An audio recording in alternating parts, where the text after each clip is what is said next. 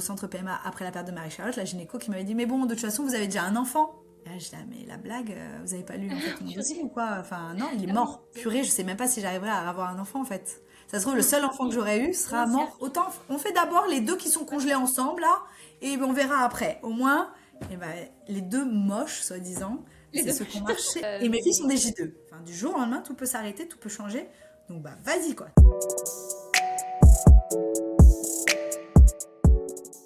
Parce qu'il n'existe pas un seul chemin, mais une multitude de parcours, et que chacun peut rester acteur de son histoire. Mon parcours PMA, c'est un podcast qui donne la parole à des personnes qui ont traversé ou accompagné des parcours bouleversants, inspirants et surtout porteurs d'espoir.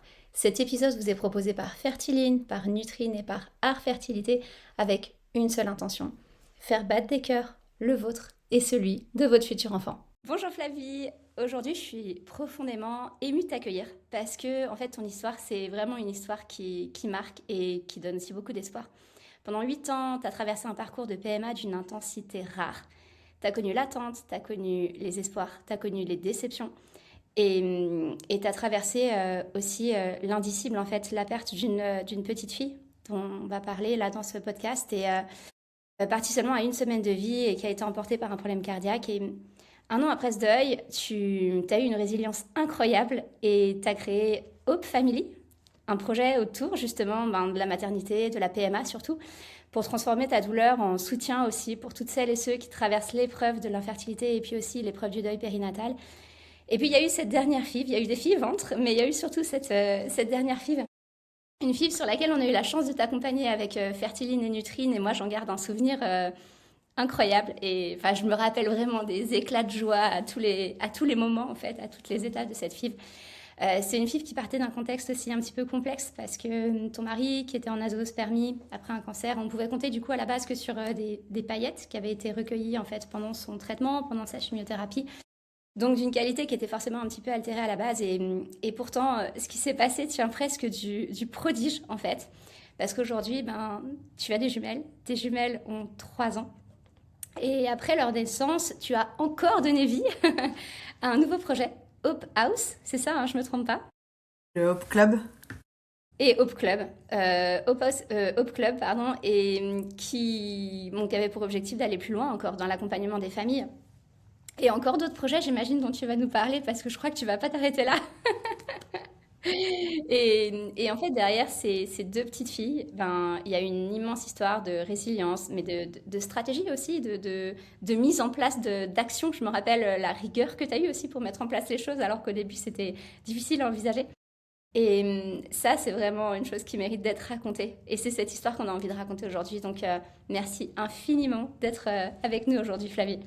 Bah, merci Virginie vraiment de m'accueillir ici. Ça me fait bizarre, c'est vrai que maintenant elles ont 3 ans et ça fait un moment qu'on a été ensemble et je me rappelle encore énormément en effet de cette dernière fille ensemble et donc si je peux apporter un peu mon espoir, mon petit sourire à moi aussi à ceux et celles qui vont nous écouter, c'est avec grand plaisir vraiment d'être Bah, ici. c'est super et c'est tout le sens en fait du podcast, hein. L'objectif c'est vraiment de donner espoir et de montrer que malgré les épreuves on peut aussi acquérir cette résilience et toutes ces compétences que tu as acquis toi.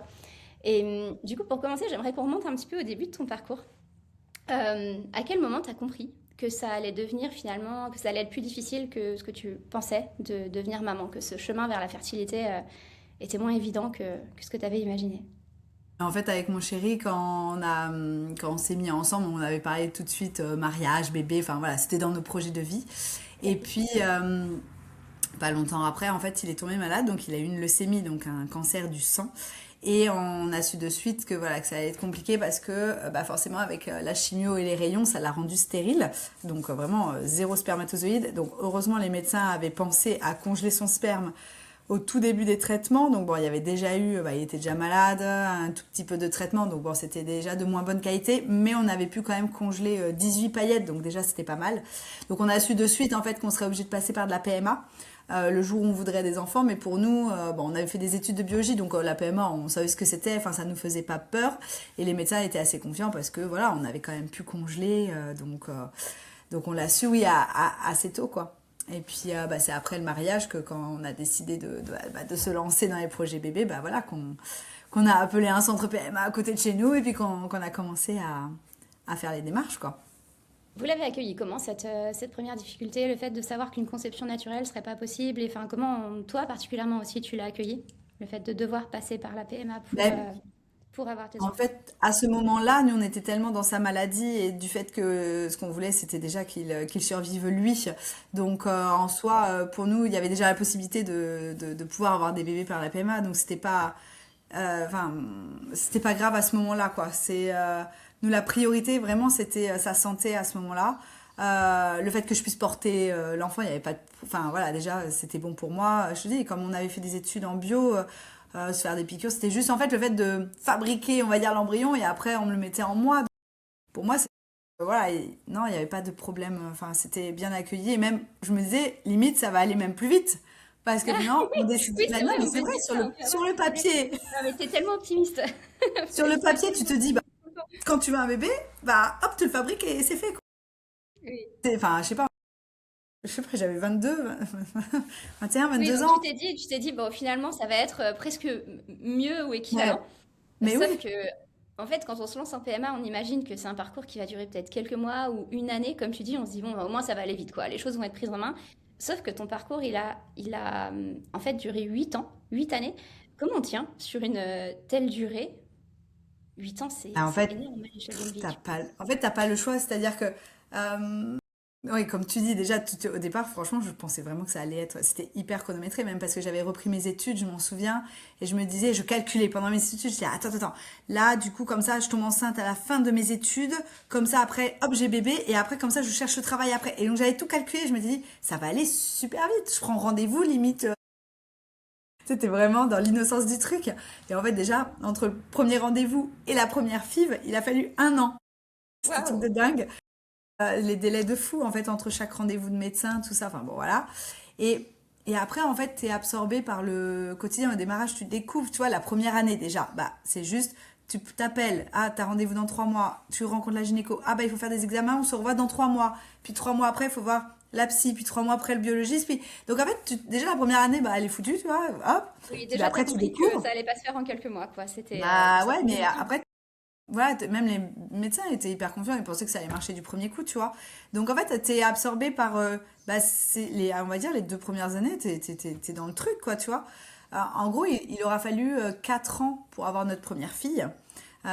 Donc on a eu quand même en tout 7 transferts d'embryons. Donc tu sais, sur 4 ans, il y a quelques pauses de temps en temps. Enfin, vraiment, c'est Oui. long, mais en fait, le quotidien fait que bah, ça se fait. Et nous, ça a mis 8 ans parce qu'on a eu 4 ans pour la première et qu'après, on a eu 4 ans pour avoir les jumelles. Et entre-temps, il y a eu un Covid, il y a eu un changement de centre, il y a eu des pauses. Bien Donc sûr. en fait, bah, c'est pour ça que c'est aussi Tout long. n'était pas rythmé merveilleusement bien, quoi. Ouais, ouais, non, Il y c'était... avait des bugs au niveau de l'organisation. ouais, Justement, donc 4 premières années de PMA, 7 transferts et ta première fille, Marie-Charlotte, je ne me trompe pas, oui, c'est son prénom. c'est ça.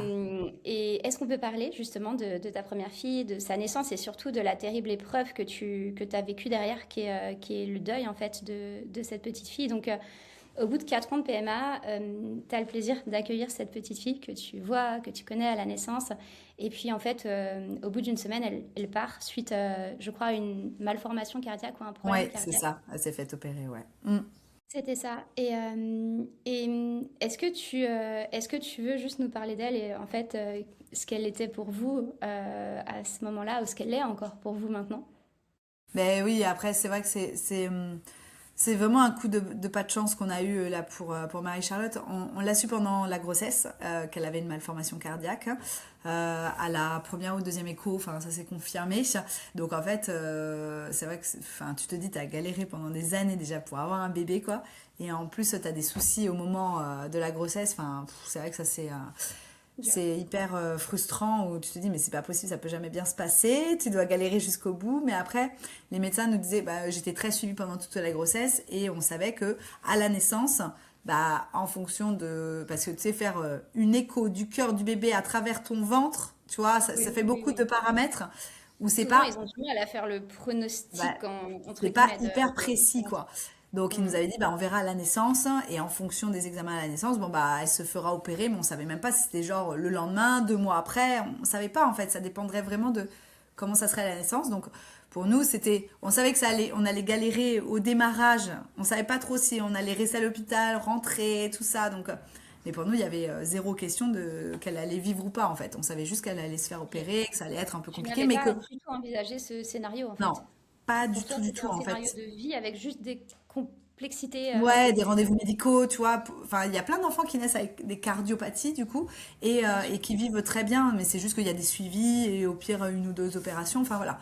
Et en fait, c'est à la naissance où, bah, en fait, là, ils ont vraiment fait son écho de son propre cœur et où ils se sont rendus compte que bah, c'était un peu plus compliqué que prévu. Donc, si jamais il y en a qui nous écoutent, c'était une coartation, donc réduction de l'aorte et puis une CIV, donc un petit trou entre les deux ventricules. Donc en fait, il fallait vraiment l'opérer pour couper le petit morceau d'aorte qui était trop fin pour accorder et que le sang puisse passer correctement. Donc tant qu'elle était dans mon ventre, il n'y avait aucun problème. Et quand bah, elle vécut toute seule de son côté, bah, voilà, son corps a pris le relais. Donc de suite, quand elle est née, on est allé en réa néonate. Et bah, au bout de 8 jours, voilà, elle a eu son opération.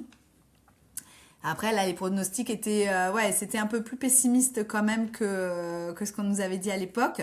Mais enfin, vraiment, pour nous, c'était pas envisageable qu'elle décède, quoi. C'était vraiment, oui, ça allait être compliqué, tout ça, ok, il y avait des risques. Mais en fait, moi, je me suis fait opérer. Enfin, tu te dis, oui, il y a toujours des Tu risques, te dis, voilà, mais c'est tu te dis, juste c'est une sur le épreuve papier. de plus, mais ça va aller quoi. Là, c'est sur le papier les risques.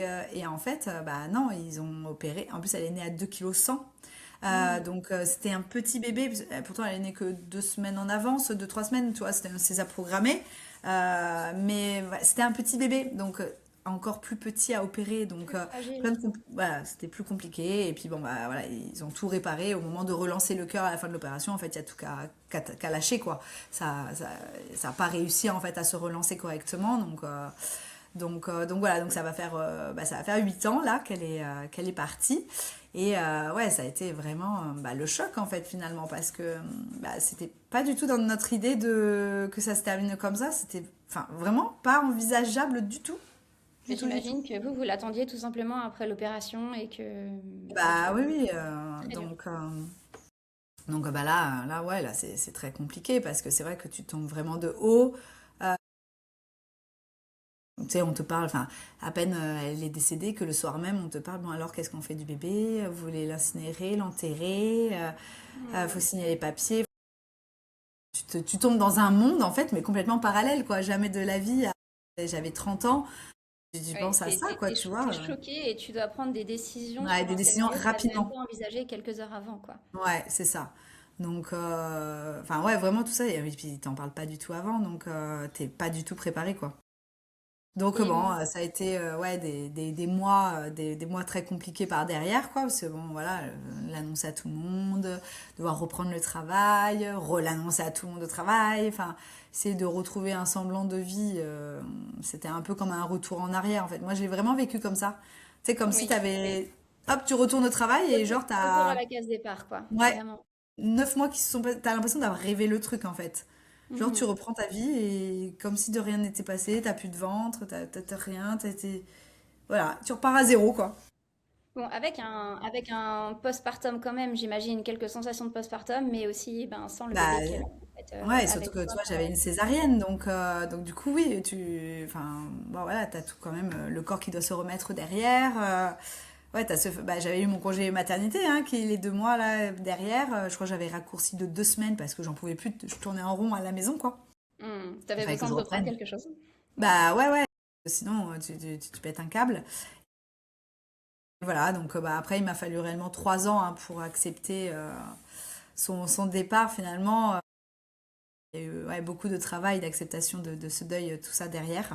Très compliqué, bah, les Noëls, les fêtes des mères, enfin, forcément, en fait, tout ce qui te rappelle ça.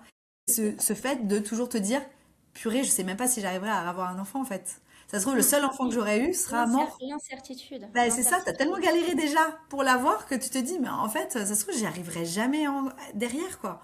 Ouais. Ouais, c'est dur, quoi.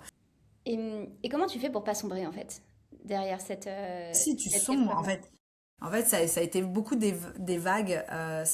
Vraiment, au démarrage, ouais, t'étais au fond. Puis après, tu commences un peu Tu vois, c'était juin. Elle est née en juin. Donc, tu sombres. Puis après, tu recommences à un peu aller mieux. Puis là, t'as décembre, Noël qui arrive avec mon anniversaire. Et là, tu ressombres parce que Noël, les enfants, t'en vas partout. Tac.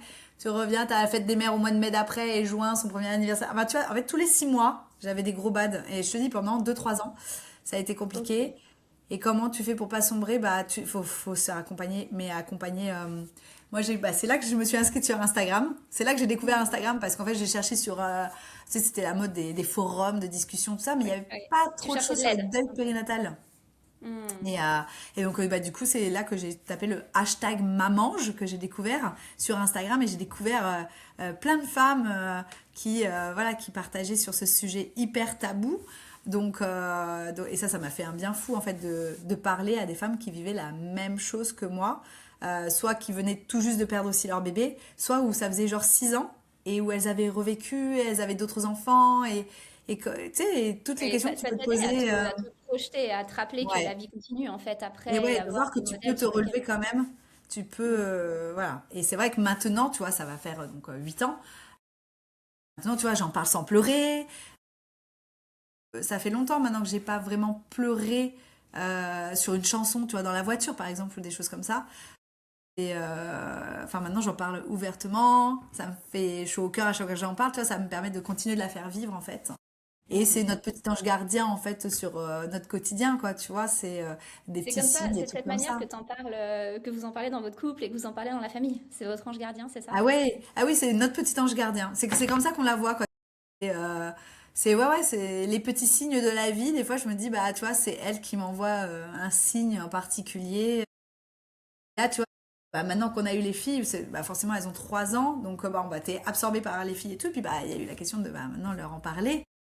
C'est pas Oui, un bien tabou sûr. chez nous, ça fait partie de voilà Marie-Charlotte.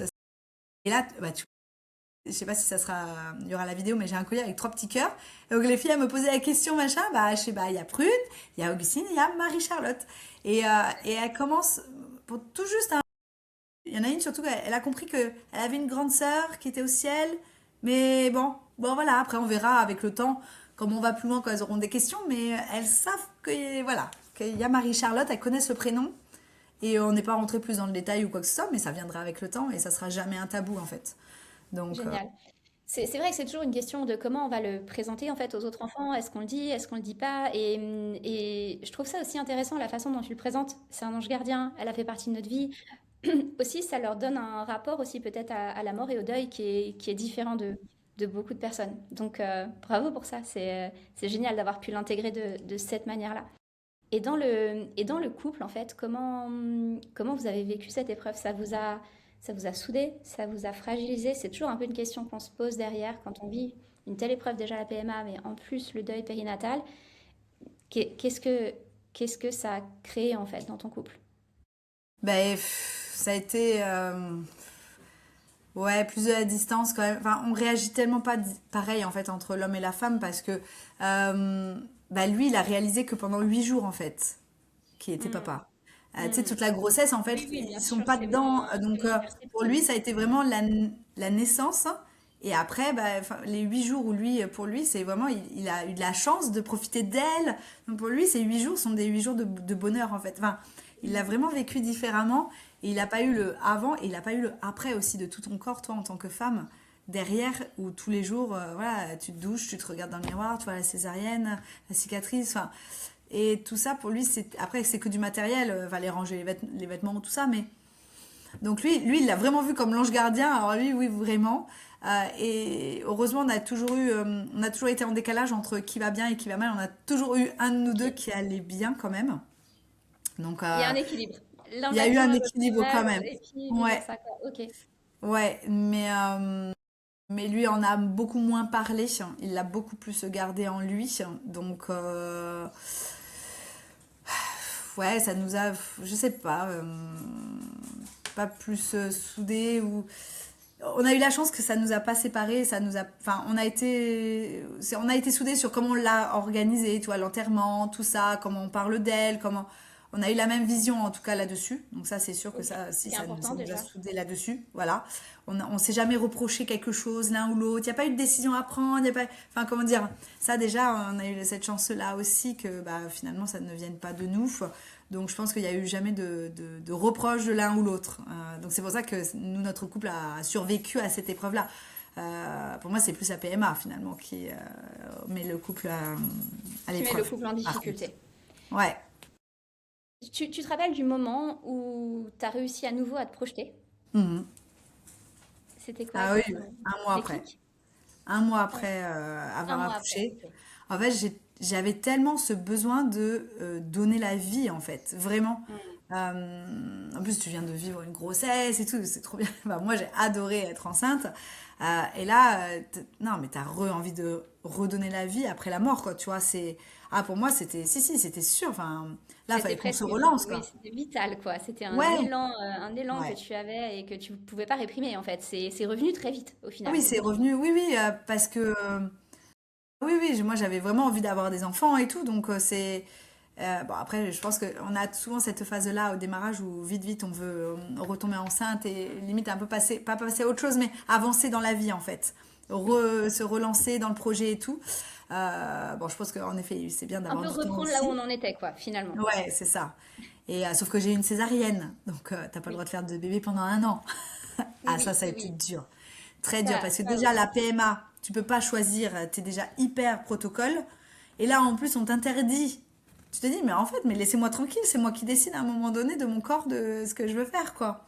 En Ouais, fait, ça, on t'enlève c'était vraiment à très tous les frustrant. endroits ta souveraineté sur tes décisions et ce que tu veux Mm, de ton parcours, quoi. C'est c'est vrai. ça. Et là, t'es bloqué. Alors, j'avais réussi à recommencer au bout de 10 mois. J'avais réussi La à carotte. négociatrice, t'avais négocié ça. Donc ça je m'en souviens, mais ouais, du coup, ça c'est chaud parce que tu te dis, mais mince quoi, enfin déjà qu'on perd du temps, tu vois, j'avais déjà 30 ans, tu te dis, mais s'il me refaut encore je sais pas combien d'années pour retomber enceinte, machin, c'est ouais, c'est chaud ça. Mais ouais, Tu tout de suite, t'impatientais. on a voulu... En plus, il nous restait des embryons congelés. Donc on s'était dit, ah, ça va être la même fratrie et tout, trop bien. Enfin, il y avait tout un symbole pour nous aussi qui était important. Donc on s'était dit, bah go, il y a juste un transfert à faire là, vas-y. Mm. Il n'y Il avait te pas besoin de restait un repasser. embryon à l'époque, c'est ça? Ou À plusieurs? trois, il nous en restait deux. Il vous en restait On deux. avait Ok. eu trois embryons sur la première FIV, trois embryons sur la deuxième et trois embryons sur la troisième. Et elle était le premier. Donc il nous en restait deux congelés. Ok. Et donc tu as transféré du coup, pardon, ces deux embryons, mais qui n'ont pas donné de Et qui... grossesse. Pas du tout, ouais. Pas du tout. Donc ça a été la douche froide. Parce que c'est vrai, Mm. j'avais vraiment envie que ça soit la même portée d'embryon, tu vois. Et ouais, ça, c'était dur de se dire, bah non, en fait, il n'y aura aucun lien entre ce futur enfant et leur grande sœur, quoi. C'est bête, hein, Ah parce bon, que alors le lien, finalement, il est quand même là, oui, dans le mais, sens où vous êtes non, quand mais, même les deux parents. Mais ouais, mais tu vois, je sais pas, j'avais vraiment cette image je de comprends. ce même, ouais, cette même portée, je sais pas pourquoi, mais ouais, Oui, oui, pour moi, c'était je très comprends. important. Et, Donc, et du coup, un an après, là, tu as eu une résilience incroyable et tu as créé Hope Family. Comment il est né, ce projet, en fait? Et c'était quoi le déclic? ben en fait, c'est vrai que quand là, t'as eu que des choses comme ça, négatives et tout, à un moment donné, je me dis, mais c'est pas possible. Je peux pas avoir vécu tout ça pour rien, tu vois. Et donc, quand je m'étais relancée dans le parcours PMA, en fait, enceinte, tu découvres un monde magique de toute la grossesse. T'es la reine, en fait, enceinte, avec ton bébé et tout ça. Tu peux t'acheter plein de trucs, tu peux te faire plaisir, te chouchouter et tout, trop bien. Et là, tu retombes en PMA, et là, t'es plus rien. Hmm. Tu dis, y a rien, Ouais, y a plus rien. presque même parfois, tu peux te sentir dénigré. C'est pas la volonté des Oui, médecins, mais en oui. PMA, tu peux te sentir aussi facilement dénigré si tu réponds mal à un protocole. Si, enfin, ça peut être vraiment un parcours sur lequel tu perds confiance, en fait.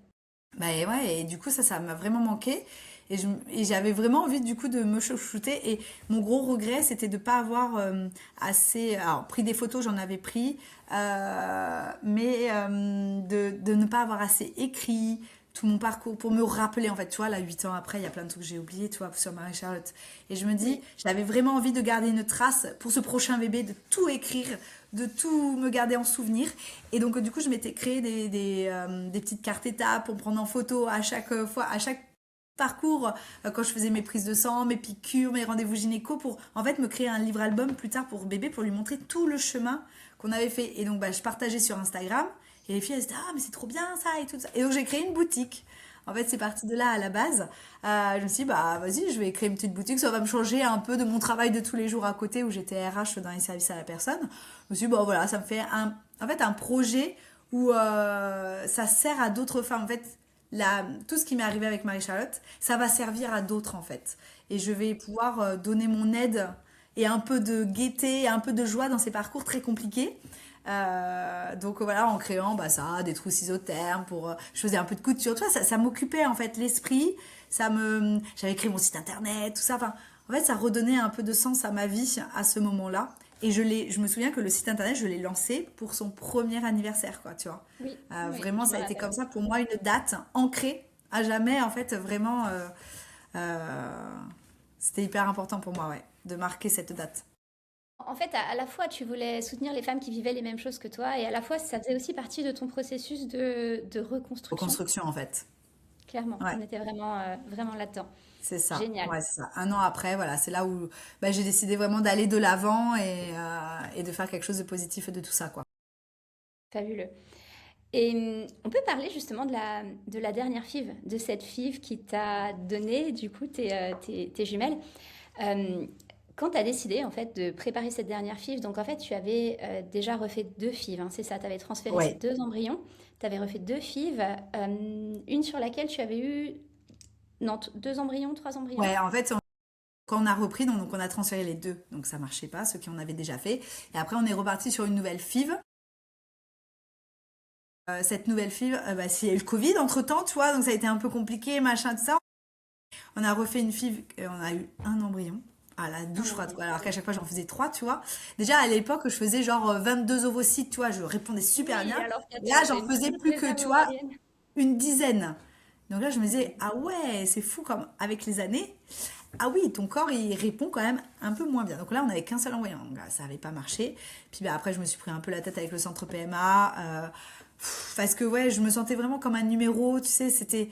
Enfin, je me rappelle que quand j'avais repris au centre PMA après la perte de Marie-Charlotte, la gynéco qui m'avait dit, mais bon, de toute façon, vous avez déjà un enfant. Et là, je dis, ah, mais la blague, vous avez pas lu en fait mon dossier Purée. ou quoi? Enfin, non, il est Ah oui. mort. Tu sors bien le mot, tu sais. Elle s'était sentie bête, mais non, mais c'est abusé. Et donc, ouais, j'étais plus du tout en adéquation. Et puis, en plus, à Toulouse, donc moi, je viens de la région toulousaine en France. Et en fait, là où j'ai accouché, c'est juste à côté du centre PMA et en face, à la morgue. Donc, à chaque fois que j'allais au centre PMA, je commençais à être vraiment pas bien, à presque faire des crises d'angoisse et tout dans la voiture parce que ça me rappelait Oui, je trop peux de bien choses en faire. fait. Donc après le Covid, avec Instagram, on discutait et tout avec d'autres filles. Il y a beaucoup de Toulousaines qui partent à Montpellier. Je dis, mais elles sont folles, c'est à 3 heures de route, je mets n'importe quoi. Enfin, comment tu fais pour faire les échos tous les 3 jours et tout, tout ça. Et elle me disait, bah non, non, en fait, tu fais les échos et les prises de sang à Toulouse et après tu vas au centre que pour le transfert et la ponction. Et donc, du coup, j'ai eu vraiment envie d'un renouveau et de me dire, ok, vas-y, on s'en va, on change de centre, on repart à zéro. J'avais besoin d'une nouvelle énergie et de me sentir voilà, bien différemment. Et j'ai trouvé voilà, des bons gynécos là-bas, où là-bas, je disais ce que je voulais, j'avais. Enfin, Génial. avec Tu te l'expérience, sentais en fait, écouté, en fait, tu te sentais écouté. C'est même pas c'est une histoire ça. d'exigence, c'est juste Non, qu'après des années de PMA, tu sais ce que tu veux en réalité. ouais. Bah, tu sais de quoi on parle, tu as testé plein de produits, plein de protocoles, puis avec Instagram qui s'était développé, les réseaux, tout ça, enfin, tu découvres aussi d'autres choses, d'autres examens qui ont été développés depuis, et tu te dis, non mais là c'est bon, maintenant je sais ce que je veux et tout, et au moins qu'on m'explique ça ou ça ou ça, qu'est-ce que ça peut me servir. Donc voilà, et donc là-bas, on a refait une FIV, évidemment, ils retestent aussi un peu tout ça, et on avait eu deux embryons. Et cette fois-ci, je fais par contre là, allez-y, vous me transférez. Parce que ça tombait mal au niveau des jours, machin. Tu sais, des dimanches, machin. Je fais, là, vous me mettez les deux. Et je m'étais dit, ah là là, ça se trouve, on aura des jumeaux. C'était la première fois qu'un centre voulait bien m'en mettre deux, tu vois. Bon, et ça avait pas marché, quoi. J'avais fait plein de grossesses biochimiques en tout dans tous mes transferts. Et bon, voilà, ça marchait pas. Et du coup, bon, là, c'était je me rappelle, le dernier, c'était en juillet. Et là, au boulot, je commençais à me dire, c'est pas possible, en fait, avec tout ce que j'ai vécu, là, au family qui commençait à super bien marcher et tout, j'étais épanouie de dingue. Et avec le boulot, j'étais hyper stressée. Je me disais, en fait, si cette FIV-là, elle marche pas, j'arrête mon boulot. et je me consacre qu'à la Hope Family et je me prends en fait, je m'étais dit je me prends 2 ans, je sais pas pourquoi, je me prends 2 ans pour moi où vraiment je vais faire ce qu'il faut pour parce que là on arrivait du coup parce que en France on a le droit à 4 FIV remboursées et on repart à zéro pour chaque enfant. Donc c'est pour ça que j'ai eu en tout 6 FIV, mais parce que voilà j'en ai 3 pour un premier enfant et 3 pour le deuxième enfant. Et je me disais, bah là on arrivait à FIV 2 fini de ce deuxième cycle. Et je me disais, il me reste que 2. Si j'ai un embryon à chaque fois, en fait, il me C'est reste souvent un peu le déclic 2 quand on essais. arrive finalement à la fin Ouais. des FIV prises en charge, ben on se dit, ouh là en fait, il faut que je mette en place des choses un peu différentes, quoi. Bah ouais, moi je commençais déjà à réfléchir à partir à l'étranger. Est-ce qu'on va faire un don ou pas? Si on avait des paillettes du coup de mon chéri, on était toujours sur ces paillettes. Donc je me disais, ça se trouve, ces paillettes, elles sont vraiment pas top. Oui, Est-ce qu'on fait un don ça de c'est sûr. sperme? On s'était dit, bah non, moi je me voyais pas faire que un don de sperme. Je me suis dit, bah au pire, on fait un double don. Comme ça, quitte à pas être, tu sais, le bébé génétique de l'un ou de l'autre, au moins c'est aucun des deux, il n'y a pas de jaloux. Équilibré. Tu vois, enfin voilà, c'était équilibré. Tant que moi je portais l'enfant, c'était le principal, vraiment. Hmm.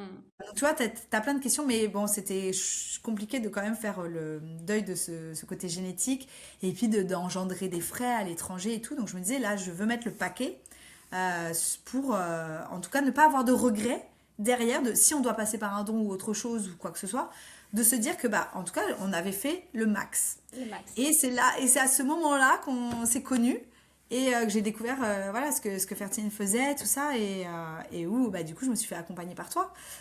Donc Et et oui. ça a été dingue. Enfin, franchement, moi, j'ai adoré ces moments qu'on a passés ensemble à préparer cette dernière FIV, du coup, parce que c'était pas vraiment ta dernière FIV, Non, t'aurais pu en refaire une, mais en fait, c'était la FIV que tu avais choisie, entre guillemets, pour être la bonne et sur laquelle tu voulais mettre en place le maximum d'efforts et le maximum de chance. Ça a changé quoi concrètement pour toi le fait de faire cette préparation? Parce qu'on l'a préparée pendant 3 mois à peu près, cette FIV, ah hein, non, même en peut-être plus, un peu on s'est plus, hein, 6 mois. contacté au mois d'août. Je me rappelle Ok, exactement du bon, premier mais alors, appel. Où les est-ce que dates, t'as j'étais vu, et t'es tout. J'étais meilleur au que moi, hein. boulot. Non mais vraiment, au mois d'août. Et donc réellement, j'ai dû commencer en septembre. Et tu vois, je suis tombée enceinte en avril. Oui, ok. Donc on l'a Donc bien, bien, en bien fait, le truc c'est préparé. que On l'a préparé pour toi et aussi pour pour mon la chéri, première fois, on l'a préparé pour ton chéri. Parce qu'en fait, on s'est dit, c'est ça. ok, il y a des paillettes, ok, il y a une azoospermie, mais en fait, allez, on tente le tout pour le tout. Puis en fait, au pire, ce qu'on risque, c'est juste qu'il aille mieux, quoi, sur le plan de sa santé. C'est Donc on ça. tente ça, quoi. C'est ça. Bah, en fait, le truc, c'est que comme j'avais plus d'embryon, je savais que je repartais sur une FIV. Donc, en fait, là, je savais qu'il fallait que je prépare mon corps vraiment à créer ces beaux ovocytes, tu vois, pour la prochaine ponction. Donc là, je me disais, en plus, je vais quitter mon travail Donc, on était en août. Du coup, j'avais décidé de quitter mon travail. Donc, je quittais mon travail en janvier. Donc, je me disais, là, de toute façon, il n'y a pas d'autre FIV. Là, je me laisse le temps de finir mon travail, tout ça. Et on reprendra les FIV que, une fois que je serai moins stressée, quand je serai voilà, sans boulot, que j'aurai que la Hope Family, moins de stress et tout. Donc je savais que j'avais du temps pour préparer en fait. Donc je me suis dit, bah, c'est le moment. J'avais 10 kilos à perdre parce que bah, franchement, je me vengeais sur la nourriture, parce que c'était mes kilos C'était émotionnels. ton exutoire. Je me disais, T'avais voilà, quel là, on va. âge, t'avais quel âge Bah, au j'avais début? 34, vu que j'ai eu les filles à 35, 34 ans. 34 et mon chéri 37. Et donc du coup je me suis dit, bon bah voilà, on va tout reprendre à zéro, j'avais regardé tout ce que tu faisais et tout ça, enfin voilà, c'était hyper intéressant. Et donc du coup voilà, on a repris l'alimentation, j'ai repris un peu de sport, et du coup bah quitte à travailler sur moi, je me suis dit bah attends, et mon chéri aussi, vas-y, tu vas suivre comme nous de toute façon, et je vais pas galérer toute seule, au moins tu me soutiens. Donc et puis ça te fera pas de mal, ça te fera pas de mal en fait pour notre hygiène de vie aussi du quotidien, voilà. Et c'est vrai que j'ai vu vite les résultats déjà juste sur ma vie de tous les jours. Parce que bah, déjà j'ai perdu du poids, parce que tout simplement déjà j'ai rééquilibré mon alimentation vu que je mangeais hyper mal. Donc ça, et surtout pour moi le plus flagrant ça a été la fatigue. Ça faisait des années que j'étais hyper fatiguée. Bah, vraiment j'ai retrouvé une énergie déjà j'étais plus fatiguée tout le temps en fait. Donc je trouvais déjà que sur ma vie de tous les jours déjà c'était dingue. Déjà au niveau de la fatigue. Moi, j'avais beaucoup de boutons en bas, tu vois, du menton. Et Oui, je me souviens que, l'acné androgénique en fait. ouais, et bah, tout de suite, j'en avais plus. J'avais un meilleur transit. Enfin, je me disais, waouh, déjà, je vois Déjà, les c'est effets un déjà de début. tous les jours. Ça, c'est top. Et après, en fait, sur la FIV qu'on a repris du coup à partir de février-mars, bah, en fait, je réagissais super bien. On voyait au niveau déjà des prises de sang. Tu sais, c'est tout bête, la vitamine D, tout ça. Enfin, déjà, j'étais rééquilibrée de partout. En plus, je me souviens, je t'avais dit non, mais la vitamine D, laisse tomber, moi je dois pas l'assimiler ou j'en sais rien, j'ai déjà pris plein de trucs et tout. Et tu me disais, mais non, tu le fais pas correctement. Écoute, j'ai suivi tes conseils et ça avait remonté de dingue. Donc voilà, il y a le fait vraiment de l'accompagner. T'as fait un bilan parfait en fait à la fin. Ben ouais, parce que en fait, l'accompagnement avec toi, enfin, ça a été vraiment. Avant, il y avait des trucs déjà que je faisais, mais j'étais pas accompagnée, ce qui faisait que je le faisais pas forcément correctement. Et là, j'ai vraiment vu le changement. Et à cette FIV, vraiment, bah, déjà, la récolte a été dingue. C'était là, j'ai refait. Pourtant, non, j'avais refait ouais, que 12 ovocytes. Donc, la quantité, c'était la même que les fois d'avant. Mais par contre, j'ai réussi à avoir 5 embryons 5 embryons. Et de ça, c'est le malades. record. Même sur tes toutes premières FIV, quand tu étais toute jeune, tu n'avais jamais eu cinq Mais que embryons en 3. fait. Et j'avais 3 J2. Voilà, 3 J2, tu vois. Quand on poussait, ça faisait au pire un J5, quoi. Enfin, tu vois, mais on n'a jamais trop poussé, donc 3 J2. Et là, j'étais à J2, j'en avais 6. Incroyable. Ils voulaient tous épouser à J5. J'ai fait, attendez. Moi, je réagis bien au J2. Donc, vous m'en congelez 3 déjà. Vous me congelez 3 J2 et le reste, on pousse. Et sur les 3 qu'on a poussés, il y a eu un J5. Donc, en fait, on a eu 3 J2 et un J5, quoi. Pourquoi j'ai eu 5 Mais non, 3 J2 et 2 J5. 2 J5. 3J2 Des trucs de et... Non, non, malade. non. Si, 3J2 si. et 2J5. C'est ça, hein? 3 J2 et 2 J5. Et tes filles Et mes filles sont des J2. étaient des J... Enfin, Des étaient... J2. et Ouais, sont... ouais, je te le dirai après. Mais, et ce qui a été incroyable, c'est que du coup, donc, mon chéri, comme on a changé de centre et tout ça, on avait refait un spermogramme. Donc mon chéri a une leucémie, il était à 0 spermatozoïde, vraiment. Et donc 12 ans après, tu vois, quand on a changé de centre et tout, qu'on a refait un spermogramme, il y en avait... Alors rien, je me souviens, il y en avait que 1000, Oui, des oui, c'est vivants. très peu. 1000. Alors que d'habitude, c'est des millions, toi. 1000. Mais pour moi, déjà, je trouvais que c'était dingue ce que la vie faisait, que ça y est, ils reproduisaient. Alors, que dalle, mais voilà, 1000, ils étaient pas top, mais oh, je m'étais dit, waouh, c'est un truc de fou, quoi. Et donc, du coup, à cette FIV-là, les médecins nous avaient proposé, bah écoutez, si vous voulez, comme on a pas mal d'ovocytes, on va quand même demander à monsieur un recueil, qui a fait donc 2 recueils, et ils avaient dit, bah, on féconde la moitié des ovocytes avec le sperme congelé, comme d'habitude, et la moitié avec le sperme frais. Je suis ah bah, allons-y, soyons foufous, hein, sait-on jamais. Et ben écoute, donc sur ces 5 embryons que j'ai, il y a un J5 en plus, qui est avec son nouveau sperme frais, quoi. Incroyable, incroyable. Donc tu te C'est dis, c'est fou, cette histoire est dingue. Donc en fait, enfin, même l'azospermie en réalité, entre guillemets, c'est réglé. Ça donne aussi une perspective un peu différente. Et c'est vrai que j'ai eu cette situation aussi sur un autre couple en azospermie totale. Il leur restait plus qu'une paillette. C'était un peu l'épée de Damoclès, tu vois, sur la tête. Et quand on a travaillé sur l'homme, on a eu de nouveau des spermatozoïdes. Et en fait, ça a complètement changé leur perception, ça a complètement changé leur espoir. Donc rien que le fait de savoir qu'il y a justement une autre option, une nouvelle option que tu n'avais ouais, même pas envisagée, tu vois. ah Ça mais aussi, même c'est pas. un scénario qui n'était pas envisagé, mais finalement, boum, qui s'ouvre comme ça. Et ah ouais, non mais enfin, pour moi ça c'était un truc, pas magique, mais j'étais là, mais c'est pas possible, c'est fou, quoi. C'est surtout que lui, il a suivi le programme et l'accompagnement pas aussi, franchement, c'est un mec, et à sa lui, il façon, se sentait à pas sa façon. concerné. Il se sentait pas concerné, donc il était, ah ouais, bon, voilà, il avait perdu un peu de poids et tout, mais bon, bon, ouais, il était pas concerné. De toute façon, jamais son sperme, on prenait, donc voilà. Mais là, tu te dis, le peu qu'il a fait quand même, c'est ouf, les résultats que ça a donné. Donc vraiment, moi, ça m'a montré que, bah ouais, en fait, pendant des années, en fait, moi, je donnais mon corps à la médecine. Je disais, ah bah, allez-y, piquez-moi, faites ce que vous voulez. Un peu. Mais en fait, jamais, moi, j'avais travaillé sur moi, à comment moi, je pouvais améliorer les choses pour donner un meilleur corps, justement, à la Oui, séance. oui. Un meilleur terrain, en fait. Parce que c'est vrai que finalement, la PMA, c'est plutôt un amplificateur. C'est un amplificateur de ton propre système. Ouais, c'est Et ça. plus ton propre système est préparé, plus tu amplifies en fait un terrain qui est favorable. Et c'est toute la différence entre amplifier un terrain qui n'est pas forcément très favorable ou amplifier un terrain qui est très favorable. Et tu l'avais même senti avant que ton terrain était favorable, en fait. Ouais.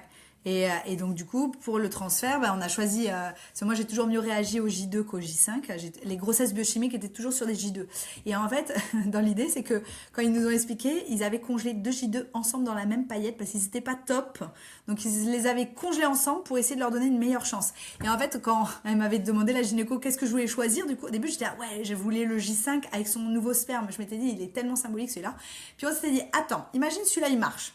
Et après, que derrière, On a un enfant et après on a des jumeaux derrière parce qu'il faut, tu vois. Je me suis dit, attends, quitte à avoir des jumeaux, on ne sait jamais. Autant on fait d'abord les deux qui sont congelés ensemble là et on verra après. Au moins, eh ben, les deux moches, soi-disant, Les c'est deux ceux qui ont moches. marché. Non, mais, Alors, mais c'est ça, tu vois, et les deux pas oui, top qualité, morphologiquement, parce qu'en tu fait, vois. la Ouais, classification des embryons, comme ça, elle est souvent visuelle et morphologique. Donc, on oui, c'est regarde ça. effectivement voilà, comment ils sont comme ça. Et ils n'étaient pas top. Et du coup, les médecins leur donnaient pas beaucoup d'espoir, C'est en fait, ça. à ces Alors, embryons. mais ils les avaient quand même congés, donc ils étaient quand même bons quand même pour eux, tu vois. Mais c'était ceux du bas du classement qui n'étaient pas les, voilà. Et tu te dis, c'est quand même eux qui ont marché sur un cycle, mais alors totalement, tu vois, parce que sur le cycle de la Mais oui, FIV, parce que c'était directement transfert frais, directement j'étais en après la FIV. hyperstime presque, donc on n'avait pas voulu transférer, donc c'était que sur le cycle d'après, mais direct d'après en cycle naturel. Mais du coup, à J25, j'avais toujours pas ovulé. Je fais non, mais arrêtez, votre cycle il est tout pourri. Il fait, mais si, allez, on fait au vitrel, on va déclencher, hop, hop. Et ça a marché tout de fou, quoi. Enfin, Incroyable, incroyable. c'est. Et Voilà. cette grossesse aussi, je me rappelle que tu nous as parlé juste avant du poids de Marie-Charlotte pendant la grossesse. Et nous, c'était un critère qu'on surveillait parce qu'on se disait, bon, déjà, on avait un retard de croissance probablement pour Marie-Charlotte avec un petit poids. Et en fait, avec une grossesse gémellaire, c'est un phénomène qui s'amplifie, surtout quand on transfère sur des terrains qui sont Ouais. un peu inflammés parce qu'il y a eu la stime avant et tout Mm. ça. On sait que la placentation, elle peut être un peu délicate. Et donc, moi, j'étais un peu en panique, franchement, interne avec ça, en me disant, ouh là là, qu'est-ce que ça va donner, cette grossesse gémellaire? Et la réalité, c'est que tes filles sont nées à un poids supérieur, en fait, tes deux Non, mais filles. oui. Oui, mais c'est ça. Je me souviens que C'était du coup, pendant dingue. toute la grossesse, on suivait toute l'évolution et tout pour voir. Parce que c'est ça, Virginie était en mode gémellaire. alerte. Ah, mais grossesse gémellaire, tout de suite, on pense prématurité, petit bébé, tout ça, diabète gestationnel pour la maman et tout ça. Non, mais franchement, non, mais la grossesse, je me souviens d'avoir pris des photos avec la même tenue au même moment de grossesse entre mes deux grossesses. À Hmm. Marie-Charlotte, tu voyais, j'étais bouffie et tout ça. Pour les filles, alors pour Marie-Charlotte, j'ai pris 16 kilos. Pour les Ok. filles, j'ai pris 13 kilos. Mais c'est Tu dingue, vois? incroyable. J'étais Bon, beaucoup aussi, tu moins régulais gonflée, beaucoup plus ton alimentation. mais Tu régulais totalement. l'insuline dans ton Hein, vraiment alimentation, tu avais là-dessus. tellement de changements. Ouais, et du coup, donc Marie-Charlotte est née à 2 kg 100. Elles sont nées à une semaine d'écart, hein, les filles et Marie-Charlotte. Hein. Donc les filles, elles sont nées 2 semaines en avance. Parce que ça a été programmé, mais j'aurais pu tenir encore sans problème. Et elles sont nées à 2,7 kg et 2,9 kg. Incroyable, c'est Non mais, incroyable. Non mais vraiment, c'est fou. ce truc-là, enfin, pour moi, la victoire, elle était là aussi. Elle n'était pas Mm. que dans la naissance, elle était dans le fait que, déjà, ce qui me rendait vraiment heureuse pour toi, c'est que le fait que ce soit des jumelles, j'avais un peu l'impression, ah bah, c'est ma perception, mais que ça rattrapait aussi toutes ces années d'infertilité que tu avais vécues, Ouais, parce que finalement, tu vois, 8 ans, tu peux te dire 8 ans, 2 enfants, c'est pas déconnant, même pour une ouais, femme c'est qui passe ça. pas par la PMA, Mm. en fait. Donc, Ouais, je trouvais que ça rattrapait un petit peu ça. Et puis en plus, même pour des jumelles, sans, tu vois, sans parler d'infertilité, tout ça, les poids de naissance étaient top, surtout au terme auquel en réalité ouais, tu as accouché. Et surtout parce que ben, avec une grossesse gémellaire, et puis ensuite avec le mode de transfert, tout ça, on avait aussi des risques de diabète gestationnel qui étaient élevés. On avait des risques de prééclampsie qui étaient élevés. Et en fait, voilà, t'as merveilleusement bien mené cette grossesse. Et je me rappelle, pendant la grossesse, t'étais ultra assidue. Parce que en réalité, tu voulais vraiment faire au mieux pour tes petites puces, quoi. c'est Donc, ça. Et tu vois, incroyable. donc elles sont nées néonates, rien, elles ont respiré par elles-mêmes. En fait, une santé vraiment nickel des filles. J'ai des filles qui n'ont pas fait de reflux. Enfin, vraiment, elles ont eu zéro problème de santé. Et puis je crois qu'en plus, tu les as allaitées intensément, Non, non? j'ai pas allaité. Non, trop fatigant. Ouais. Ah Non, non, j'ai ok. pas allaité. Ah ouais, non, Mais je me suis dit, non, franchement, le avec dodo, des c'est jumelles, important. c'est un Mais challenge, quoi. enfin, voilà, Honnêtement. et vraiment, ça s'est super bien déroulé. Enfin, non, top, quoi. Donc, c'est vrai que je suis contente parce que finalement, le fait d'avoir vraiment travaillé cette ponction, en fait, on a vraiment travaillé sur la qualité des ovocytes et finalement, c'était aussi pour travailler sur la santé du bébé jusqu'à la fin, tu vois, à sa naissance. C'est pas juste, oui, tu tombes enceinte, c'est bien de tomber enceinte, mais et après, derrière, il faut que tu aies tes bébés dans les bras derrière. Pour moi, en tout C'est cas, clair. c'était hyper important d'aller jusque-là. Enfin, tu vois, j'avais vraiment cette vision plus long terme, quoi. Et c'est vrai qu'il y a eu tellement de comparaisons avec Marie-Charlotte entre les poids, je te dis, enfin, tu te dis, bah, en fait, tout ce que j'ai mis en place, qu'on a fait ensemble, bah, en fait, ouais, il y a eu un vrai impact derrière, quoi. Enfin, moi, je Ouais. sais que Tu pour peux moi, ça a vraiment été. être fière de toi, Flavie. Enfin, ouais, non, non, vraiment, parce que, ouais, ça demande de la. C'est sûr que ça demande de la rigueur et tout. Mais ça se fait, en fait. En plus, tu sais pourquoi tu le fais. T'es motivé. Parce que là, franchement, honnêtement, là, j'ai 10 kilos en trop parce que, bah voilà, les filles, c'est fatigant quand même des petits bébés et tout ça. Mais tu vois, là, ça fait plusieurs fois que je me dis, ouais, allez, Flavie, il faut que tu te reprennes sur l'alimentation. Regarde, ça avait trop bien marché hein, pour les filles. T'avais perdu 10 kilos rapidement. Mais j'ai zéro envie, j'ai zéro motivation parce que, ouais, ok, c'est pour faire quoi? Oui, juste pour être jolie en fait. Mais il n'y a pas de but ultime. Enfin, j'arrive pas à trouver le but ultime. Oui, pour ma santé, blablabla. Mais je suis pas non plus en surpoids, tu vois. Donc c'est juste pour être bien dans mon pantalon, tu vois. Mais quand c'était pour tomber enceinte Ouais. et avoir la santé de tes enfants, bah en fait là, il y a zéro problème. Parce qu'au pire, tu te dis, moi je m'étais dit, au pire, je fais ça pendant 1 an. Allez, ça marche pas, ça marche pas. Mais au moins, je l'ai fait. Et À puis, bah, fond. Tu l'as fait à ça a fond. été gagnant, quoi. Bon, de toute façon, tu es un peu à fond de base, hein. Tu es toujours très, très Un engagé peu. dans ce que tu fais. Et d'ailleurs, après l'arrivée de tes jumelles, tu as créé un nouveau projet. Et ce Mm. nouveau projet, c'est Hope Club. Donc, en fait, tu Ouais. as relancé encore un nouveau bébé, quoi, entre guillemets. Tu peux nous parler rapidement de Hope Club? Mais Qu'est-ce que tu en as fait, voulu ouais, faire? C'est destiné à qui? Là-haut Family, à la base, ce que c'était des boutiques en ligne. Tu vois, c'était une boutique PMA parce que j'étais en PMA. Puis après, je suis tombée enceinte des filles. Donc après, j'ai créé une boutique pour des cadeaux de naissance, de grossesse, tout ça. Mais en fait, pendant toutes ces années, j'ai rencontré énormément de pros, tu vois, qui m'ont accompagnée. Et en fait, j'ai découvert tout un monde de sororité sur vraiment cet accompagnement, que ça soit psychologique, sur le bien-être, que ce soit donc en PMA, pendant la grossesse ou en postpartum. Et je me suis dit, mais c'est pas possible dans ma communauté, du coup, sur Instagram. J'en parlais de tous les pros qui m'avaient accompagnée. Et c'est dingue. À chaque fois que tu disais, je suis allée voir telle personne ou telle personne, tout le monde voulait aller voir cette personne-là parce qu'ils voyaient justement les bienfaits sur moi. Et je me disais, mais en fait, j'ai envie de créer mon annuaire, en fait, de pros que j'ai sélectionné, que j'ai testé, que je peux recommander. Et donc voilà, le Hope Club, c'est ça, c'est que vraiment maintenant, je travaille aussi avec des pros en fait, des femmes qui accompagnent des femmes et des Avec hommes, un bien réseau. évidemment, En fait, un mais réseau voilà, professionnel de femmes qui est OK. ouais, qui tourne autour voilà, de la parentalité, la maternité sur le avant, pendant, après. Et comme ça, j'ai un annuaire maintenant de pro national pour vraiment permettre au lieu de faire plouf plouf sur Google, d'avoir vraiment des pros qui sont Recommandé. recommandés. Et donc le club me permet ces pros que j'ai sélectionnés, de pouvoir garder contact avec eux et de pouvoir progresser ensemble, qu'elles se connaissent entre Informer elles. aussi, je crois, parce que tu informes beaucoup. Oui, Tu fais des c'est ça. conférences, tu informes autour de la maternité, autour de la grossesse, aussi autour de la PMA encore beaucoup, non? Alors, en fait, moi, j'ai vraiment envie de transmettre, en fait. Là, vraiment, tu vois, là, ça va faire... ça fait 7 ans que j'ai... donc, 8 ans que Marie-Charlotte est partie. Mais ça fait 7 ans que, en fait, j'ai lancé la Haut Famille, que je me suis, en fait, reconstruite, que j'ai décidé de faire quelque chose de positif de tout ça. Et ce chiffre 7 est très important pour moi, tu vois. Et d'ailleurs, j'ai décidé là de lancer, même d'écrire un livre sur ce côté transmission, et d'ailleurs qui s'appelle 7 ans pour renaître. Parce Waouh! que vraiment là, je suis dans une phase où, tu vois, ça fait 7 ans. Et là, maintenant, j'ai l'impression vraiment d'être complète, d'avoir, comment dire, fait mon chemin de vie, ma mission de vie, je l'ai trouvée en fait. C'est vraiment tout ce que j'ai vécu, parce que mon mari, entre sa leucémie, il a eu aussi 3 ans de fauteuil roulant au milieu, on a eu la PMA, la perte de Marie-Charlotte, la grossesse gémellaire, un postpartum. Et tout ça, j'avais envie de le transmettre et de...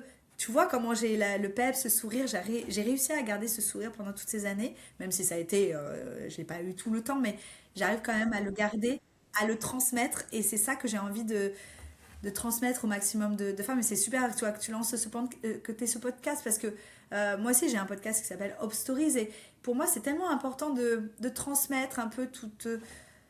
Il y a tellement besoin de porter la parole. Quand je me suis lancée sur Instagram, c'était ça. Il y avait trop de tabous autour de la PMA, du deuil périnatal. J'étais un peu dans les premières à oser montrer mon visage et en parler ouvertement, en fait. Mhm. Parce que c'est des sujets sensibles. Ça se développe. Hein. Maintenant, voilà, on en parle de plus en plus. Et il faut, parce que c'est pour le bien-être de tout le monde, le bien-être psychique de tout le monde. Donc voilà, la Hope Family, c'est tout ça. C'est C'est vraiment tout ça. hope, tu Et, vois, c'est l'espoir. C'est, voilà, apporter ce petit rayon de soleil à tout le monde. et c'est vraiment, je trouve, un parcours. Enfin, moi, si je dois mettre un mot sur ton parcours, c'est résilience. C'est ce que je vois en toi. Tu es une des femmes les plus résilientes que je connaisse et tu as inspiré des milliers de femmes, en fait, par ta force dans Hope Family, dans Hope Club aussi. Comment tu vis d'ailleurs ce rôle de figure d'inspiration pour toutes ces femmes? Rien, enfin, même pas. J'ai l'impression d'être la bonne copine, en fait, de celle qui me contacte. Tu vois, enfin, je reste la femme que je suis. Ça me fait rire parce que j'ai repris un travail il y a pas, il y a pas longtemps. Je travaille dans une clinique et, et des fois, j'ai encore un infirmier, je crois, c'est infirmier ou aide-soignant, je sais pas qui me prend un part, qui fait ah mais au fait t'es connu et tout. Qu'est-ce qui se passe? Je croyais avoir fait une bêtise au travail, tu vois. Il me fait mais non mais avec ma femme, on est passé par la PMA, elle te connaît, elle te suit. Et pareil, une infirmière aussi, c'est trop rigolo parce que du coup t'as l'impression d'être une icône, tu vois, alors qu'en fait bah non, je suis une nana comme vous. C'est juste que j'ose en fait en parler et voilà et montrer mon visage en fait. C'est vrai que les gens osent pas parce que bah voilà c'est tabou encore et mais voilà non je trouve ça chouette, je trouve que c'est tellement important donc non je me prends pas la tête mais voilà tout ce que je peux faire pour essayer d'apporter bah, mon soutien comme je peux par de l'information par des petits articles dans une boutique bah voilà je fais et puis voilà ça aidera comme je peux à ma façon. Clairement.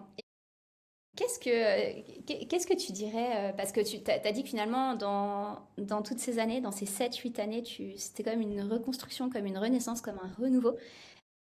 Qu'est-ce que tu dirais à la Flavie d'il y a 8 ans si tu lui parlais maintenant? Oh là là.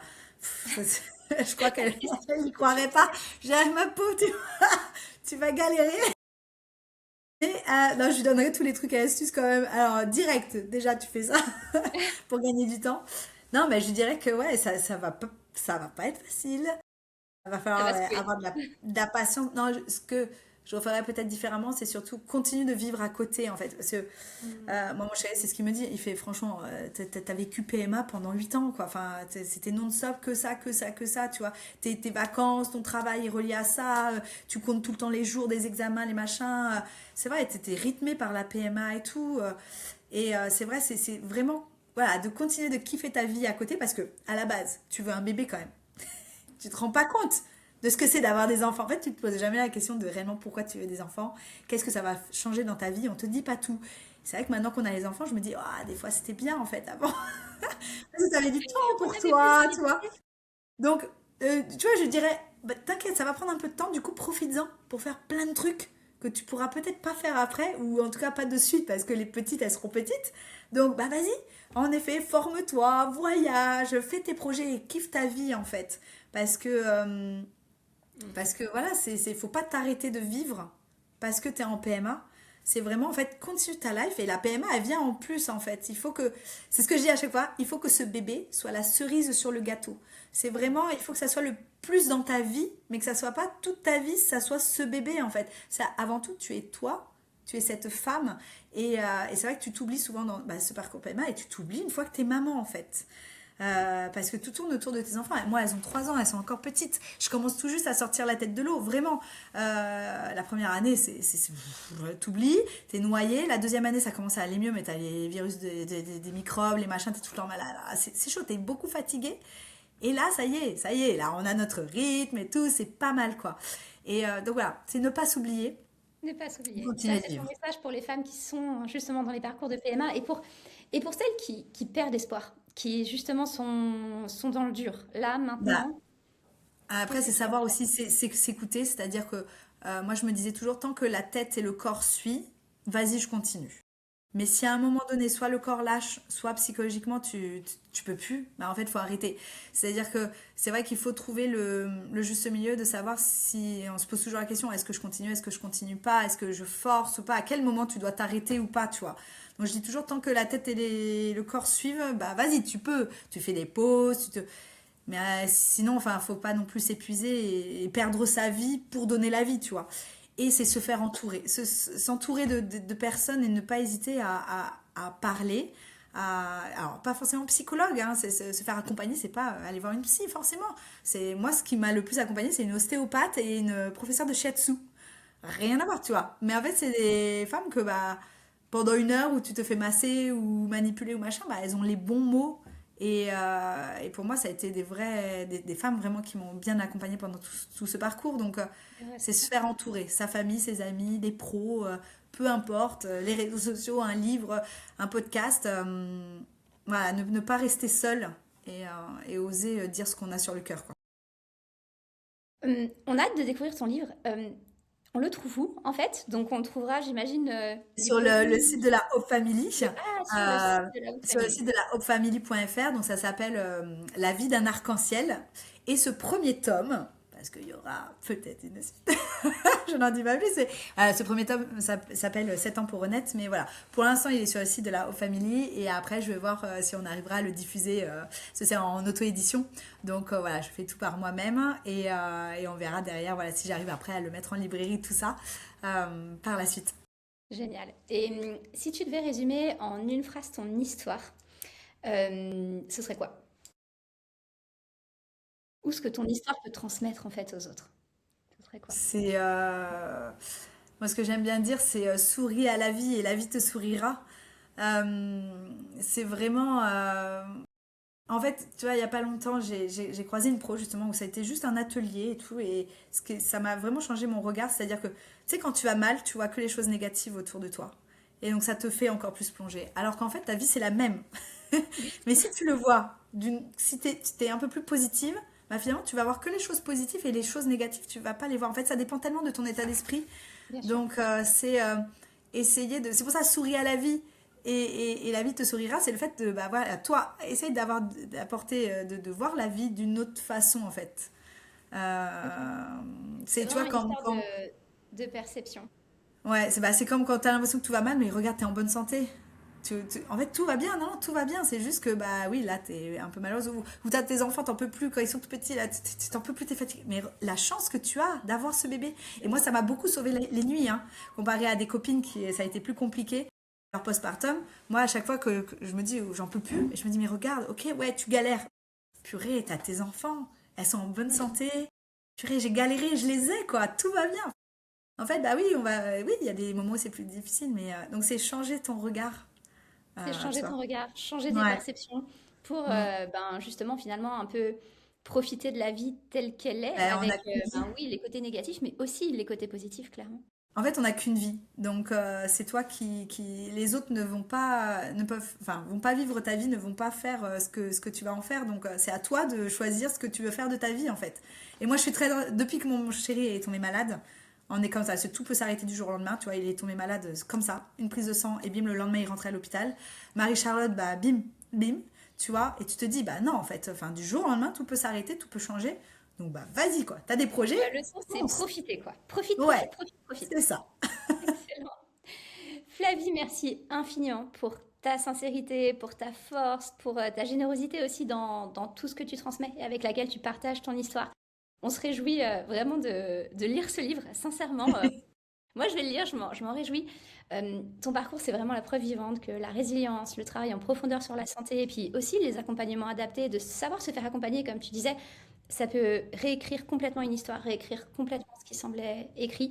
Et que voilà, les statistiques, c'est pas des verdicts. Ce qui compte, c'est ce qu'on met en place, notre histoire personnelle, que même des embryons finalement qui sont jugés fragiles peuvent devenir une famille. Tu vois, c'est ton Oui. point aujourd'hui. Et, euh, et tout ce que tu as créé, tes jumelles, ta grande fille qui est partie trop tôt, la Hope Family, Hope Club, ben, tout ça, en fait, c'est vraiment une œuvre de vie d'une beauté incroyable. Bravo, mais sincèrement, bravo pour tout ça. Tu es tellement inspirante. Et un grand, grand merci de l'avoir partagé avec nous aujourd'hui. Rappelez-vous, ce parcours ne définit pas qui vous êtes, mais il peut vraiment transformer la manière dont vous avancez. Si cet épisode vous a parlé, n'hésitez pas à le partager à quelqu'un qui en aurait vraiment besoin. Et pour découvrir d'autres parcours inspirants, vous pouvez suivre Mon Parcours PMA sur votre plateforme d'écoute préférée. Si vous ressentez le besoin de reprendre le pouvoir sur votre parcours, sur votre fertilité, vous trouverez toutes les informations nécessaires sur le site monparcoursPMA.com. À très vite.